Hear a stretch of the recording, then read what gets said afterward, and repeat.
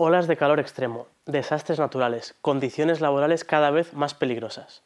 Mientras unos pocos se llenan los bolsillos con la extracción de recursos naturales y combustibles fósiles, la clase trabajadora sufre las consecuencias. En el episodio de hoy de Nos van a oír vamos a hablar de justicia climática y transición ecológica. ¿Por qué este es un tema que nos interpela directamente como clase trabajadora? ¿Cómo podemos asegurar que las medidas para frenar el cambio climático no dejen atrás a los de siempre? ¿Qué papel hemos jugado hasta ahora y qué papel deberíamos jugar los sindicatos en este proceso? Para abordar estas cuestiones contamos con dos invitados de lujo. Por un lado, Marta Montojo, periodista experta en crisis, transición ecológica y fundadora de la cooperativa Espacio Late, y por otro, Héctor Escudero, técnico agrícola y activista climático. Empezamos.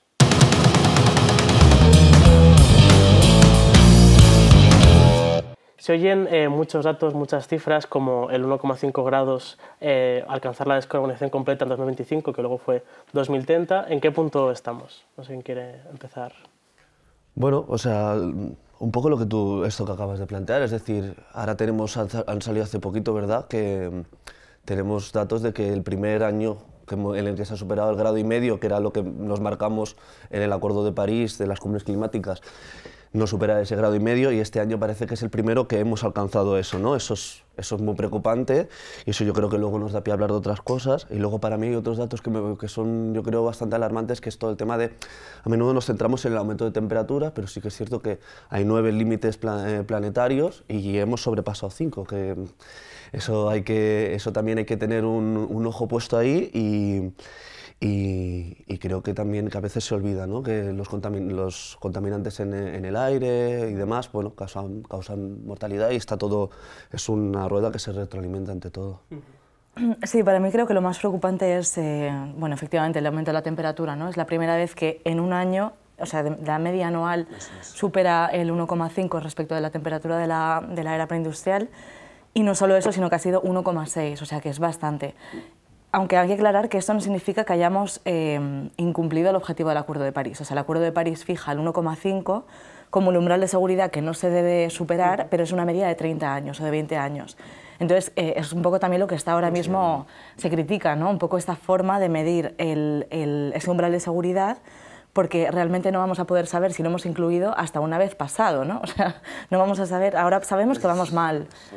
Sí, que estamos como en 1,2, 1,3, ¿no?, de calentamiento en el periodo de 20-30 años. Y este año, si a nivel anual se ha superado, habrá que ver si en un periodo de, pues eso, de 20 lo superamos, y tiene pinta de que lo vamos a superar pronto, porque estos últimos 10 años han sido los más cálidos de la historia del planeta, así que veremos también la siguiente década. Bueno, habéis dicho muchos datos y para poner la solución a esto tenemos que ver lo que ha pasado y quién es responsable de esto, ¿no? ¿Quién nos ha traído hasta aquí? Hombre, yo creo que a mí, yo me siento casi como si me preguntaras qué pasa con los ricos, ¿no? Que yo creo que al final es un poco quién está detrás de todo esto, ¿no? Se da a menudo el dato que yo creo que con matices, pero creo que es interesante y nos ayuda a hacer el diagnóstico, ¿no? Creo que está claro que hay 100 empresas que son responsables del 70% de emisiones. Eso obviamente, ¿no?, lo comentábamos, que se marca dentro de un sistema mucho más amplio y demás, pero que al final estamos hablando de 100 empresas que se dedican a vender gas, se dedican a vender petróleo y se dedican a vender carbón, es decir, se dedican a vender productos que son nocivos a sabiendas de todo el mundo. Entonces, ¿se vale comercializar con todo? Bueno, con matices, ¿no? Además, a menudo se habla de la responsabilidad, se habla mucho de la responsabilidad individual, ¿no? Una suerte de ecoconsumo por el que si tú sustituyes tu cepillo de dientes de plástico por uno de bambú, todo va a ser mejor, etcétera, etcétera. Y creo que, al igual que pasa, ¿no?, y yo creo que en el sindicato esto se entiende muy bien, al igual que pasa con la mejor manera que te suban el salario, ahora hay mucho vídeo en TikTok que te dice cómo tienes que negociar con tu jefe, qué le tienes que decir, ¿no? Te plantean casi como una suerte de guión que tú tienes que seguir para que a ti te suban el sueldo, olvidándose que la mejor manera de que se cumplan tus derechos es que en el convenio colectivo a ti te suban el salario. Entonces, igual pasa eso con la jubilación, ¿no?, que las pensiones privadas, se trata de individualizar en lugar de colectivizar todos esos derechos y todas esas mejoras. Pues con la crisis climática pasa un poco lo mismo, que parece que hay ciertos discursos que nos llevan hacia ahí, parece que es una catástrofe consecuencia de las acciones individuales que hacemos la gente, desviando los discursos de las estructuras de poder, ¿no? Que son estas grandes empresas como Endesa, como Iberdrola, etcétera, etcétera, que están ahí detrás intentando y tratando de garantizar y de cerrar que esto sigue así. Y estos son los sepultureros del clima a los que tenemos que señalar y que son los responsables. Sí, también se habla bastante, ¿no? Igual ya aquí es como bien conocido, pero del concepto de la huella de carbono, ¿no? Que lo inventó British Petroleum, BP, que es como, claro, convenientemente para ellos, pues quiere que nosotros tengamos aquí la culpa, ¿no? De cuál es nuestra huella de carbono, de todo lo que compramos, de todo lo que hacemos, de lo que nos alimentamos, cuando luego hay, claro, una estructura de poder, ¿no? Pues eso, muy fija, muy asentada, y además que ellos mismos se encargan de que esté lo más intacta posible, ¿no? Y luego sí tenemos, pues eso, petroleras que, claro, que apuestan por las renovables, ¿no? Que se quieren reverdecer o que quieren subirse a la ola de las nuevas inversiones verdes y no sé qué, pero al mismo tiempo están cerrando acuerdos petroleros como a 5, 10, 15 años. Entonces, claramente, pues no es una apuesta por el planeta, sino por el mercado puro y duro, ¿no? A mí una cosa que me parece curiosa, aparte de las empresas, también los estados tienen una gran responsabilidad en cómo se planifica la economía y el modelo productivo, ¿no? Parece que en el capitalismo el estado tiene poco margen, pero me gustaría dar el caso de Alemania, me parece muy curioso, con el Nord Stream, el 1 y el 2, ¿no? La economía alemana competía con el resto de Europa en base a energía barata que traían gas desde Rusia, ¿no? Cuando empieza la guerra en Ucrania y luego peta el Nord Stream 2, tienen un problema porque pues, se acaba esa energía barata, ¿no?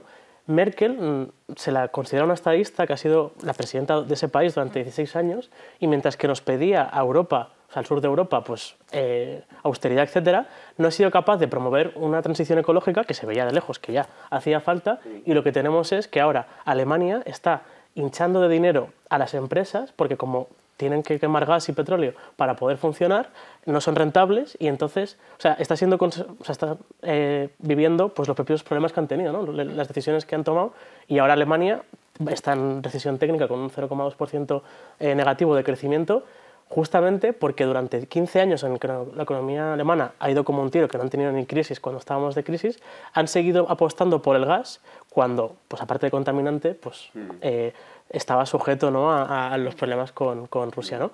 Claro, aquí hay decisiones que se toman, tanto por parte de líderes como Alemania, ¿no? Que es el corazón de Europa, como por parte de las empresas, que parece como que nos llevan un poco a un abismo o a una situación bastante concreta, ¿no? Cambiando a la parte... Bueno, no sé si queréis decir algo más de esto.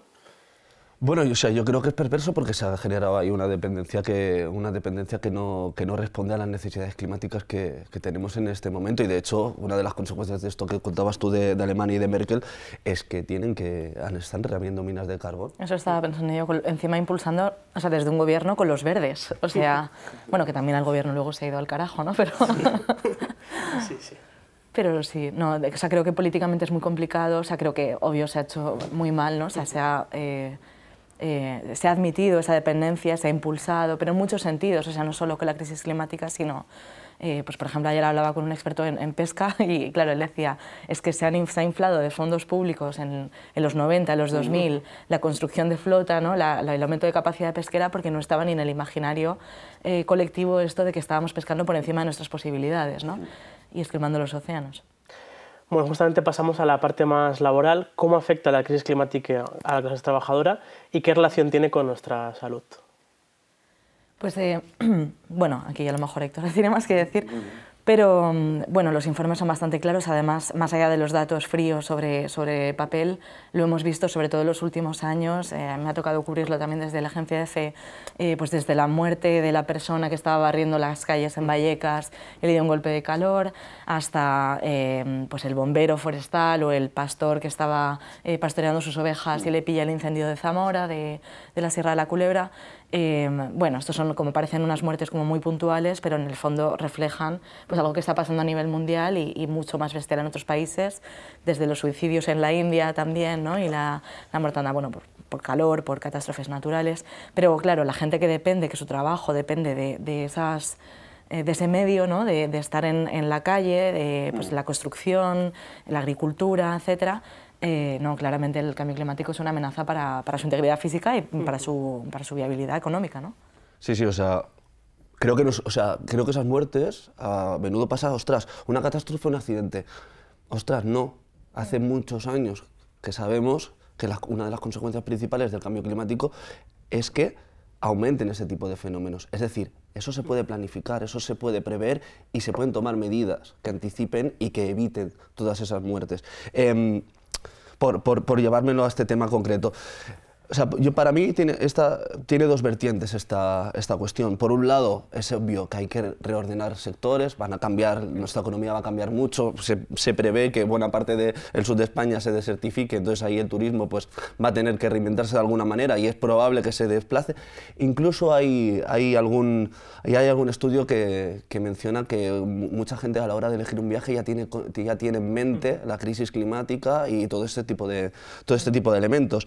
Entonces, va a haber esa reordenación. Creo que esa ordenación, muchas empresas, la gran mayoría de empresas, no se van a autorregular, por así decirlo. Yo no espero, por ejemplo, que Uber Eats tome medidas por sí misma para que sus repartidores, para que los ciclistas que reparten, no sufran golpes de calor cuando hay una ola de calor. Seguro que en la aplicación yo no creo que en la aplicación les vaya a llegar un mensajito que diga, hey, ponte a la sombra y tómate no sé cuántos litros de agua. Eso no va a pasar, a menos que haya alguien ahí que intervenga. ¿Quién es ese alguien, en mi opinión? Para mí, claro, son las estructuras colectivas como los sindicatos. Es decir, los sindicatos, más allá de que sea un sitio en el que tú puedas ir que te arreglen los problemas, ¿no? De me han despedido, tal, necesito acompañamiento judicial, etcétera, etcétera, creo que hay que entender y hay que tener muy claro que es un espacio al que tú tienes que ir a organizarte y a imponerle a Uber Eats que te salte ese mensajito, por recuperar la metáfora de antes. Y lo hemos visto en la Dana, perdonen, también, ¿no? O sea, como al final hay un llamado entre la gente que está más concienciada de, oye, si está lloviendo a lo bestia, si están las calles inundadas, no pidas globo, bueno, que en general...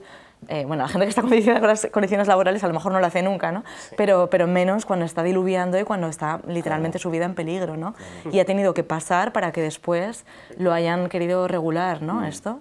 Y aún no está del todo bien regulado, porque lo del permiso climático se anunció y yo creo que ahí el sindicato tenemos que tener una propuesta clara que hay que establecer un protocolo a determinada alerta meteorológica, que sea por calor o sea por lluvias, que no vayas a trabajar, ya sea, pues, por ejemplo, por calor, prohibir los trabajos que se hacen a aire libre, o en caso de lluvias, que directamente, si se prevé que va a haber inundaciones, ese sentido común, ¿no? Claro. Que no se haya. Volviendo al tema de los riders, en comisiones de Cataluña habilitan la sede para que puedan ir al baño, los trabajadores también.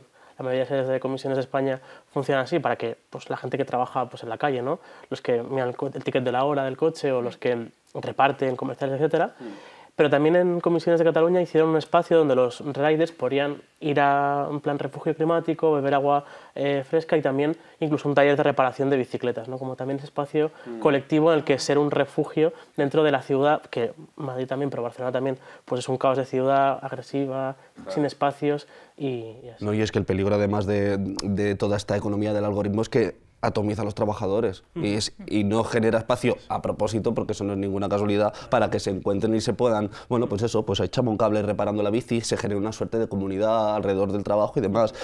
Creo que la segunda vertiente a mí de todo este tema, y lo dijo la Organización Mundial de la Salud, apuntaba que la crisis climática es una crisis de salud y creo que lo vemos, por ejemplo, lo vemos cada verano y lamentablemente se ha normalizado, como cuando hay una ola de calor aumenta la mortalidad y no aumenta la mortalidad en el barrio de Pedralbes de Barcelona, porque esta gente tiene sus chalets y tiene sus refugios climáticos, por eso cuando se habla de estos temas a ellos dicen, pero ¿de qué me estáis hablando?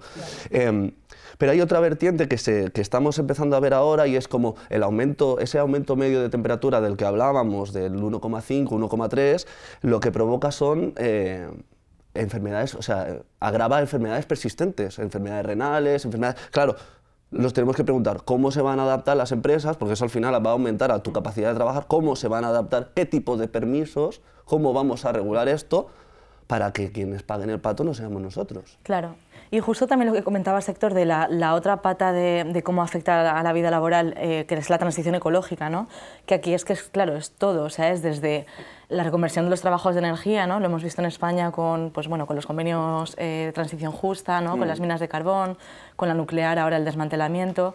Y claro, de momento dices, como es muy pronto, lo que vemos es que los trabajadores que igual trabajaban en la central nuclear están trabajando en el desmantelamiento de la central nuclear. Vale, pero ¿qué pasa después, ¿no? O sea, ¿dónde se dirigen? Y sobre todo, ¿qué tipo de empleo va a generar? Porque algo que, bueno, entiendo que desde los sindicatos esto lo estáis luchando, ¿no? Es si se destruye ese empleo que bueno, debe destruirse, ¿no? Porque es muy nocivo el sector, digo, no el empleo, pero bueno, el sector para la sociedad. Al final son empleos, pues eso, que llevan muchos años de lucha sindical, ¿no? Que han conseguido unos derechos que ahora si se destruyen, que van al mercado este neoliberal salvaje. Yo creo que en España tenemos los ejemplos de la mala reconversión que ha habido, por ejemplo, en las cuencas mineras de Asturias. Tú cuando vas ahí dices, hemos cambiado empleos de pues, 3.000 euros al mes con buenas condiciones, es verdad que con peligrosidad altísima, etcétera, y con muchas muertes en el trabajo, por telemarketing, en el que el convenio eran 1.000 euros cuando el SMI estaba por debajo de 1.000 euros, ¿no? Además, siendo una oportunidad perdida, porque tú tienes una capacidad productiva instalada en las cuencas mineras de trenes de mercancías, de unas naves, etcétera, que podrías haber mantenido y que se ha destruido gran parte de ese patrimonio industrial, podríamos decir, que podría verse, por ejemplo, en Avilés hacen pues, molinos de viento marinos, ¿no? Es decir, que se puede reconducir hacia algo también sostenible, pero claro, lo que te dicen las cuencas mineras es que se tienen que ir, ¿no? Asturias es la comunidad autónoma más envejecida de España, justamente por esa falta de oportunidades cuando Asturias fue un sitio de recibir migrantes del resto de España durante la dictadura, ¿no? Y yo creo que ahí, desde el sindicato, tenemos el concepto de la transición justa, ¿no? De justamente impulsar esos empleos verdes, sostenibles, sobre todo pues, donde hay ese desmantelamiento, como bien decías. Y luego reconducirlo a un empleo de calidad, ¿no? O sea, un empleo con unas buenas condiciones laborales, ¿no? Y una seguridad. Sí, o sea, yo entiendo que es un desafío inmenso y que no solo afecta a la energía, sino pues eso, también a la agricultura.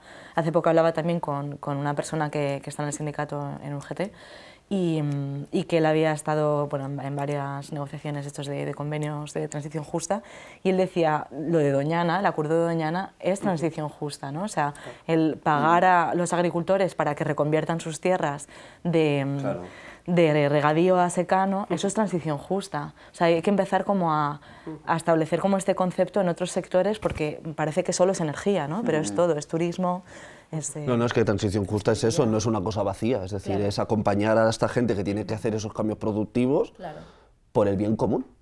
O sea, y no se trata de abandonarlos, ¿no? Como pasa como a veces se ha insinuado que ocurre en el sector agrario, y es acompañar a toda esa gente, darle herramientas, darle alternativas, ver qué empleos, ver cómo se adapta el sector, y es eso la transición justa, no dejar a la gente sola, porque al final es por el interés general que les pedimos ese cambio. Yo creo que esa transición es una transición más, en el sentido de creación y destrucción de empleo, ¿no?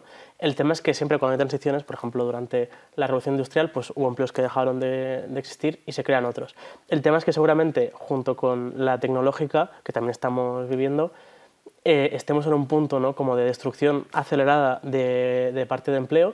También yo creo que es importante localizar dónde estamos, ¿no? España, que ahora mismo está en un punto bastante bueno dentro de Europa, pero una Europa pues, que básicamente está en decadencia, ¿no? Compitiendo con el auto chino estadounidense, que estamos bajo las políticas de Trump cuando tampoco nos interesa, ¿no? Como, yo creo que Europa tiene que apostar, y siempre lo digo, por lo colectivo. O sea, en unir fuerza. Es verdad que la UE no es la UE que queremos y necesitamos, ¿no? Pero o sea, lo que no podemos es depender pues, de las políticas tanto climáticas como de aranceles de Estados Unidos, de China, porque nos llevan básicamente a un callejón sin salida y a que se destruya parte de esas conquistas laborales que decías en Europa, ¿no? A mí en concreto, y porque la pregunta era qué sectores laborales están más expuestos, me preocupa el sector del automóvil en España, que es un sector pues, relativamente nocivo porque pues, emiten mucho, que aunque se pasara todo al 100% eléctrico, se desmantelaría muchos puestos de trabajo, porque el coche eléctrico, como tiene más piezas, tiene un 30% menos de mano de obra, y el problema es que es pues, un 10% del PIB, son 2 millones de trabajadores directos e indirectos, y eso, si no se... Creo que ni el gobierno ni en general está la opinión pública, si eso no nos sentamos y exigimos que hagamos algo con eso, se va a perder muchísimo dinero que las familias van a dejar de recibir, ¿no? Yo creo que ahí... No sé qué sectores más. Sí, o sea, yo creo que aquí hay como una contradicción, es decir, es obvio que ese sector se va a encoger, sin embargo, históricamente ha habido un montón de empleos que han estado menospreciados porque no son rentables para las empresas, ¿no? Y ahí es donde, a mi parecer, es donde entra la figura del Estado, de un Estado promotor y de un Estado que lidere toda esa parte. Es decir, hay muchas oportunidades. Los incendios que mencionabas tú al principio, tiene que haber alguien que cuide de los bosques para que esos incendios, si no se dejan de producir, por lo menos que no sean tan virulentos como estamos viendo, porque estamos viendo unos incendios ricos como no se habían visto nunca. Ahora estábamos viendo, y esto además genera otro tema que para mí es interesante, todos los incendios de California ricos contratando bomberos privados. Ya, es que eso es un tema. Que eso es, primero, se piensan que eso les va a servir para... Primero es endemoniado porque tendría que haber un servicio público, bla, bla, bla. Pero además esta gente se piensa que se va a salvar. ¿Y dónde te vas a quedar? Porque si tú te quedas tu mansión preciosa y te quedas vacío y te quedas ahí solo, o sea, ¿de qué te sirve? Yo creo que eso así, ¿no? es lo que pasa, lo que tenemos que poner encima de la mesa, que va a ser en general, ¿no? Si la tierra se va al garete, ¿de qué te sirve como súper rico, ¿no? Estar encerrado en un sótano, ¿no? o en una nave espacial o lo que sea, ¿no? Pero es verdad que sí, o sea, esto parece como un poco como delirante, ¿no? Esto de que se vayan a ir a Nueva Zelanda o Alaska a construir un refugio de no sé qué, pero es verdad que sí tienen más medios, o sea, hay como un debate con esto del factor democratizador del fuego, ¿no? Como, bueno, esto puede ocurrir en cualquier lado y antes era pues un lujo estar en medio de un bosque en British Columbia, en Canadá o donde sea, y ahora, claro, ya es un factor de riesgo, porque, o en una isla en medio del Pacífico, porque, claro, se inunda, ¿no? O hay huracanes o lo que sea. Pero, al mismo tiempo, creo que es un poco como caer en el juego de, pues, precisamente como de estas élites, decir que no, claro, que nos afecta a todos por igual, ¿no? Porque no, claro, o sea, ellos tienen pues el acceso a los bomberos privados, tienen el acceso, tienen otras miles de casas, o sea, aquí pues Taylor Swift o no lo sé, Miley Cyrus o quien sea que se le quema la casa en Los Ángeles, tiene 5 más o 7 o 700 más, entonces no, claro, no es lo mismo, ¿no? Pero bueno, sí que es interesante pues eso, ver cómo se pueden reforzar los servicios públicos redirigidos por el Estado, pues eso, desde incrementar los servicios de emergencias para en la Dana, que no pase lo que ha pasado, hasta los bosques, ¿no? El cuidado de los bosques, etc. Sí, toda la tarea de cuidados de personas, o sea, ahí... Justamente la siguiente pregunta era eso, ¿no? ¿Qué papel deben jugar los gobiernos, instituciones en esta transición ecológica? Y yo creo que aquí hay dos cuestiones, la parte preventiva, ¿no? de esto que decíamos, y también esa parte de lobby que hacen los estados y los otros en las cumbres del clima, ¿no? Y que generan cierta frustración. ¿Cómo veis esa segunda parte? Y esta te la dejo. Bueno, esta es la más difícil. Claro, vale. Yo aquí pienso, o sea, el Estado claramente para mí tiene que intervenir, ¿no? O sea, no puede ser el salvaje oeste del neoliberalismo, de aquí cada uno que se salve quien pueda, ¿no? Y no creo tampoco que, pues eso, que si el Estado se empequeñece, pues vayamos a salir de esta, ¿no? Claramente el Estado tiene que intervenir pues regulando, metiendo dinero donde tiene que meter dinero, desinflando, sobre todo retirando subvenciones a sectores muy contaminantes. Eso me parecería como lo primero, ¿no? Y luego, bueno, lo que estamos viendo en parte, ¿no? A nivel europeo, por ejemplo, ¿no? Que se está ahora pidiendo, o ya se está implementando, que la aviación deje de estar exenta de pagar, ¿cómo se llama? El impuesto al queroseno, sí. El impuesto, claro, el impuesto al queroseno. Y luego, por otro lado, como el movimiento global, que esto ya tiene mucho que ver también con los movimientos sociales y, bueno, todo tiene que ver con los movimientos sociales, ¿no? Porque siempre hacen esa presión, pero también con las decisiones de los estados, de los gobiernos, de impulsar, si es que por fin lo hacen en algún momento, pues un impuesto, por ejemplo, global a la industria marítima, más impuestos pues a la banca, ¿no? A las transacciones financieras globales.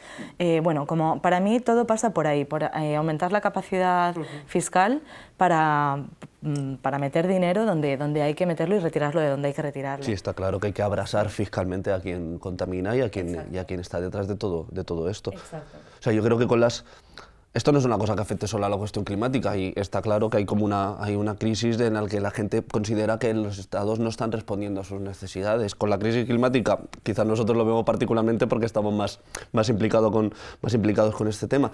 Claro, hablábamos antes del Acuerdo de París y es lógico que haya mucha frustración en torno a este tema porque se hacen cumbres, pasan cosas, se hacen intentos y sin embargo se ve como pues, por ejemplo la gasística rusa, que es Gazprom, desde que se firmó en 2015 el Acuerdo de París ha aumentado un 20% su producción de gas y para 2030 espera lo mismo. Entonces es como se hacen estas yo creo que estas cumbres se tienen que seguir celebrando. Yo creo que estas cumbres son importantes, quizás solo por el mero hecho de que nos permitan hablar del clima, pero en estas cumbres se alcanzan acuerdos que son interesantes y son buenos. ¿Dónde fue la última, por cierto?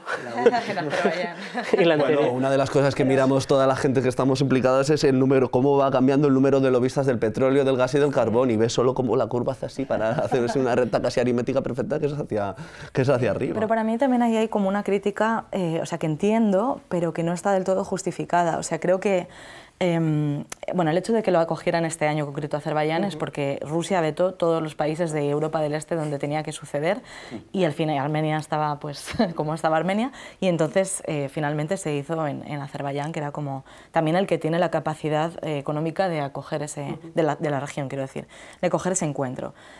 Obvio que le interesa muchísimo, porque es un petroestado, ¿no? Pues cerrar acuerdos de petróleo y no sé qué. Pero luego eso es un poco independiente de la cumbre. O sea, eso es el contexto, que es muy turbio y no debería ser así, pero en sí la cumbre, que es un espacio de la ONU, no está eso sobre la mesa. O sea, lo que se está debatiendo... o sea, está el fin de los combustibles fósiles y, bueno, influye un poco pues, que el facilitador de las conversaciones al final pues sea pro petróleo, ¿no? Pero al final quienes obstaculizan más pues sigue siendo Arabia Saudí, sigue siendo China, sigue siendo como países que a veces Estados Unidos, ¿no? O sea, digo que a lo mejor lo hacemos en Nueva York la cumbre y nadie diría nada, pero también es el mayor exportador a nivel mundial de gas y petróleo. Sí, sí, por eso no es tan interesante como donde se celebra, que es lamentable que ocurra en un sitio como Azerbaiyán, donde, bueno, hay todo este tema que se ha hablado de los derechos humanos, etcétera, pero es cierto que las cumbres más o menos funcionan independientemente de esto. Y justo esto que comentaba pues de ampliar la capacidad fiscal para hacer frente a estos cambios, de poner al sur global como también encima de la mesa, ¿no? De esto es una crisis que afecta desigualmente a todo el mundo, no sé qué. Esto, todas las personas, o sea, yo he cubierto 5 cumbres hasta ahora y todas las personas a las que he entrevistado del espacio de las cumbres, aunque muchas están de acuerdo de que el formato está un poco caduco y habría que renovarlo, habría que quitar toda esa parte de feria, que es donde vienen los lobistas, etc., casi todos dicen, este es el espacio de las Naciones Unidas, el espacio internacional, donde los países del sur global tienen más peso, porque tienen esa legitimidad moral. Entonces, de repente tienes una isla del Caribe o del Pacífico que tiene mucho más que decir y mucho más peso en las negociaciones que en una cumbre de la OMC, por ejemplo, ¿no? Sí, o sea, yo creo que por mí, por cerrar esto del tema institucional y demás, yo creo que necesitamos una suerte de cambio de paradigma y unas nuevas instituciones que vayan hacia ahí, ¿no? Que aparten a los lobistas y aparten a los grupos de interés que tienen ese interés, valga la redundancia tan evidente, porque creo que al final hay que tener, o sea, el objetivo es evidente. El objetivo es dejar las reservas de petróleo, creo que es un 80% de carbón, un 50% de petróleo y un 20 o un 30%, me corregís, de gas, hay que dejarlo sin utilizar. ¿Para qué año dices? Para que la crisis climática, tratar de pararla, más o menos. Pero para allá dices, o sea, en este momento. O sea, los porcentajes, digo. No, pues no lo sé. Vale. Vale. O sea, el objetivo a medio y largo plazo se está apuntando hacia ahí. Y para mí el cambio de paradigma tiene que ser empresas, grupos que impidan eso, que pongan a ese objetivo, que es un objetivo común, es un objetivo que nos deberíamos marcar entre todos, gente que ponga palos a las ruedas. O sea, tiene que empezar, están atacando nuestra seguridad. Esa gente nos está poniendo en riesgo a todo el mundo. Esa gente hay que ver cómo atajamos porque a mi parecer esa gente son criminales. Porque nos están poniendo en una situación de peligro a todo el resto. Ojo, esto no significa dejar de utilizar el petróleo, dejar de utilizar el gas, porque lo vamos a necesitar para la transición ecológica, y hay usos que no tienen una alternativa. O sea, pero hay que buscar los usos socialmente necesarios, las cosas que necesitamos para vivir, donde el petróleo es fundamental. A mí se me ocurre, por ejemplo, las jeringuillas quirúrgicas. ¿Qué alternativa hay? No la hay. Petróleo, ningún problema. Sí, está para usarlo, pero no está para usarlo para que haya empresas y haya particulares que cada año tengan beneficios récords. Es un recurso natural, es un recurso para todos y para todas, que se tiene que usar así, que se tiene que usar para cosas que necesitemos todos y todas. Claro. Bueno, vamos con la última pregunta. A menudo cuando hablamos de la crisis climática y ambiental parece que todo va a salir mal. ¿Cómo veis el futuro? Yo 2 de cada 3 días lo veo fatal.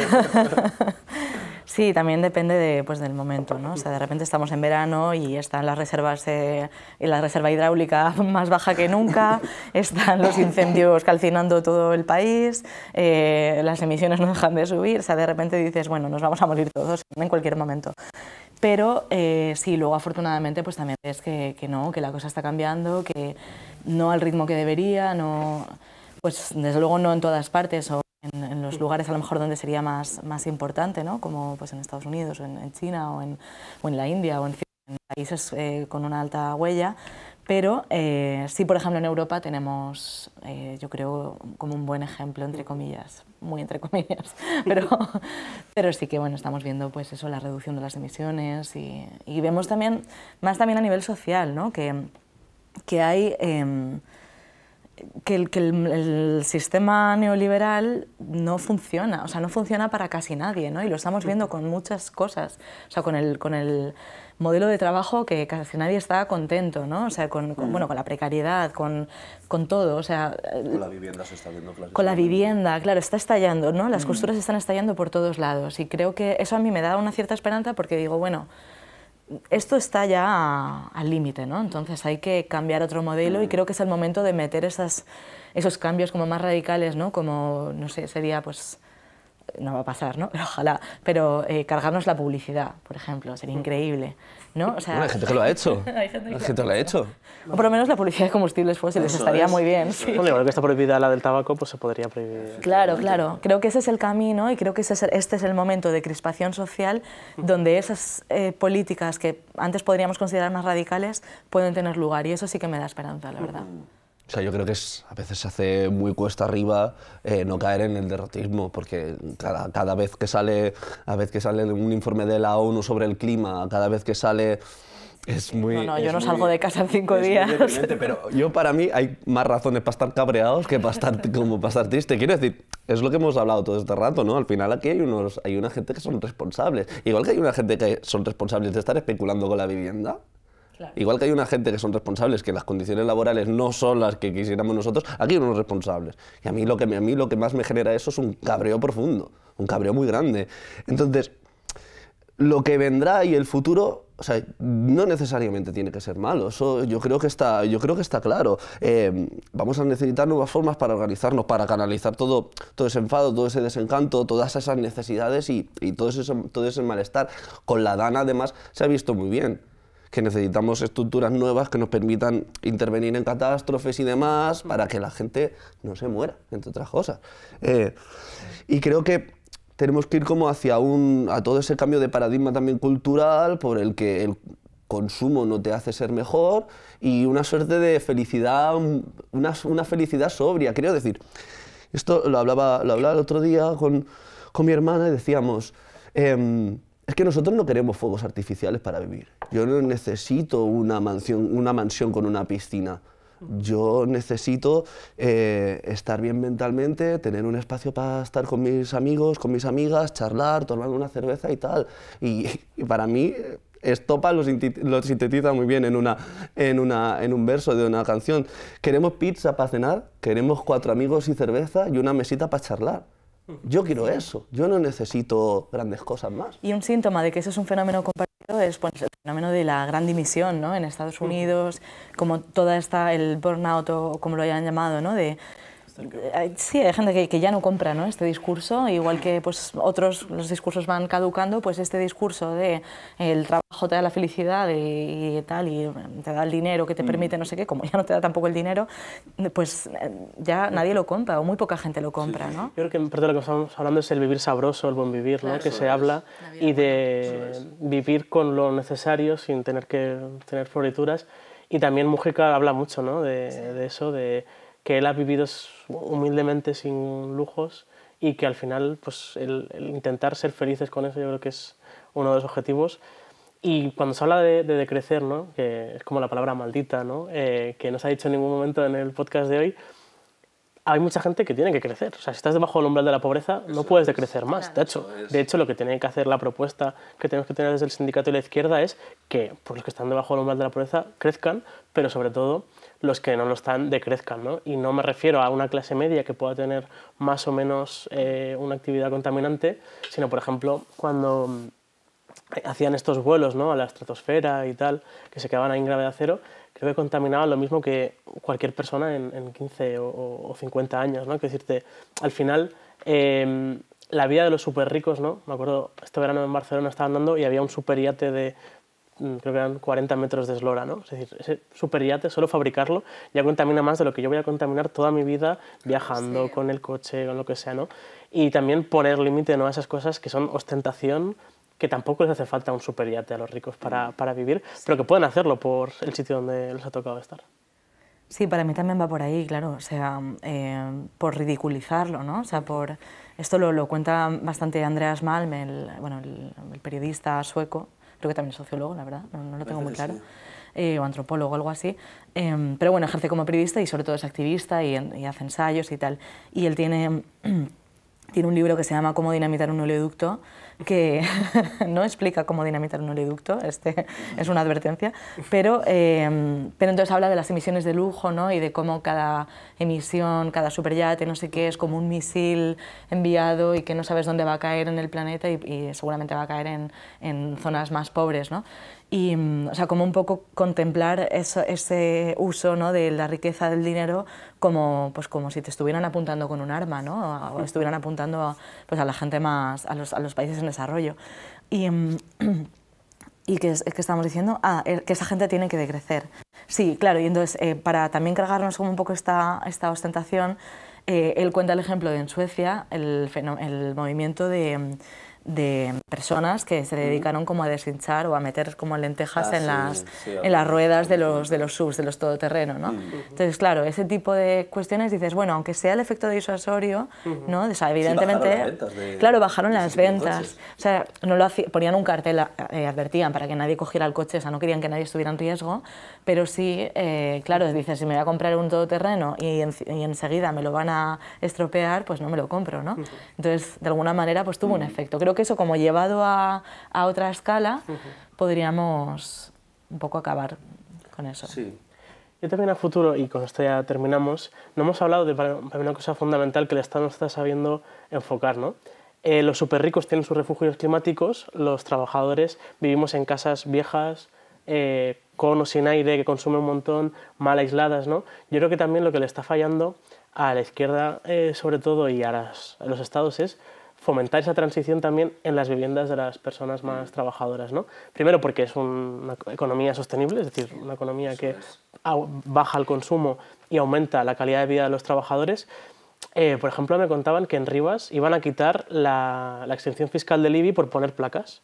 Porque claro, ¿quién ponía placas? Quien tenía chales. Claro. ¿No? Y al final tenías una política ecologista pues, que era relativamente buena, pero con un sesgo de clase al revés. Es decir, y eso pasa con muchas cuestiones, con los sesgos de clase a nivel de las ayudas que se dan al ecologismo, ¿no? Por ejemplo, alquilar un coche eléctrico, una moto eléctrica en Madrid puede ser una buena manera de no fomentar el uso, ¿no?, de tener un coche contaminante o lo que sea y de no tenerlo en propiedad. Pero claro, es que depende del uso que tengas que hacer. Primero, no llega a los barrios trabajadores porque es un servicio privado y efectivamente pues, no les interesa que lo usemos ahí, pero pues, no es económico, ¿no? Sí. Y yo creo que ahí también el Estado tiene que pensar en cómo la clase trabajadora va a sufrir esa transición. Lo de Madrid Central funciona. Ayer veía un mapa de Madrid y el barrio menos contaminado es Madrid Central, pero claro, el resto estamos contaminados y encima tardamos más en ir al trabajo, ¿no? ¿Por qué tardamos más? No por la medida de Madrid Central, que es una cosa que pues, ha funcionado, sino porque no hay transporte público suficiente ni a determinadas horas, ¿no? Yo creo que ahí también dedicar más recursos a mejorar esa calidad de vida de la clase trabajadora en cuanto a esto. Tenemos un último minuto por si se ha quedado algo y si no ya... No, sobre esto que has dicho, yo creo que a nivel de transición energética sí que está más avanzado, o sea, sí conozco más casos como el de Rivas, no sé si en Valencia, antes de que entrara el PP y Vox, también tenían una medida similar. O sea, creo que eso está como mucho más a la orden del día, pero a mí me sorprende lo lejos que estamos todavía, cuando llevamos muchos años hablando de esto, de que la comida, por ejemplo, la verdura ecológica, los productos ecológicos, tendrían que ser más baratos que los convencionales, ¿no? Y todavía no vemos ese cambio. De hecho, es perverso que quien tiene que certificar que es ecológico es el que hace todo el esfuerzo y toda la inversión para obtener ese producto. En cambio, el que utiliza y se llama de convencional, que utiliza todos esos químicos, no tiene que hacerlo. O sea, es como que está como al revés la cosa, está como pensado al revés. Patas arriba, sí. Incluso ahora se ha firmado un acuerdo, ¿no?, para traer fruta y verdura de Latinoamérica con estándares mucho peores de los de aquí, que a ver el daño que va a hacer en los agricultores, que sabemos que son gran parte de ellos empresarios con sus intereses económicos, pero que al final nos dan de comer y que no sé si es muy inteligente tampoco cargarnos esa parte de la economía que nos da de comer literalmente, efectivamente. O sea, para mí la idea de todo esto y un poco como la estrategia es, nosotros siempre quizás tendemos a fijarnos en el suelo social, ¿no? Esto es lo del famoso, la teoría del donut. Quizás la izquierda nos tendemos a, pues, fijarnos en esa parte, pero para mí también buena parte de todo el cambio que necesitamos y en términos tácticos creo que nos interesa y nos interpela mucho es poner ese tope también por arriba, poner topes de salario por arriba, poner topes de emisiones por arriba y también plantearnos qué hacemos con toda esa gente que como yo he insistido bastante son en buena parte responsables de cómo se toman las decisiones, de hacia dónde va nuestra economía, qué se va a hacer con el gas que queda y demás. Muy bien, pues hasta aquí hemos llegado y vamos con el cierre. Hoy hemos explorado un tema fundamental para nuestro presente y futuro, la emergencia climática y la necesidad de una transición ecológica. La crisis climática es una realidad que ya está golpeando con fuerza a los sectores más vulnerables de la clase trabajadora. Y no podemos permitir que en nombre de la sostenibilidad se agraven aún más las desigualdades. La transición hacia un modelo de producción más ecológico no puede ser una excusa para perpetuar el extractivismo o el control corporativo de los recursos naturales. Por eso, los sindicatos de clase tenemos un papel crucial en esta lucha. Y es que nuestro objetivo no consiste únicamente en garantizar el empleo o protegernos de las condiciones adversas en los centros de trabajo, sino que tenemos que garantizar que los empleos del futuro sean dignos y sostenibles. Por eso es necesario que trabajemos por una transición justa que proteja a los ecosistemas y a las personas y asegurarse de que las soluciones propuestas, como las energías renovables, no se conviertan en una nueva forma de explotación.